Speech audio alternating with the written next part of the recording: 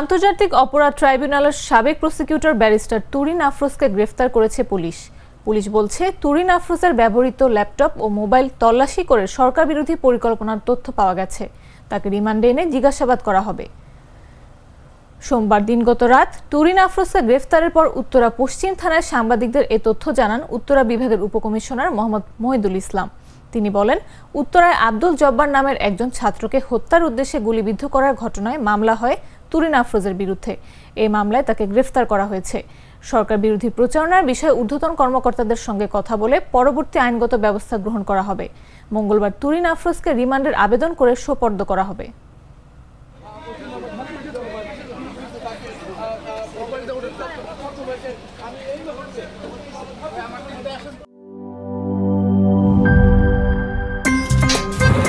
আমার একটা স্মার্ট সিদ্ধান্তে 25% গ্যাসের খরচ কমেছে। ভাবছেন কিভাবে?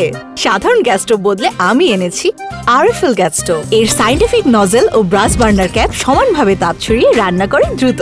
তাই গ্যাসও বাঁচায় 25%, টাকাও বাঁচে 25%। আরএফএল গ্যাস স্টোভ, নিরাপদ ও গ্যাস সাশ্রয়ী।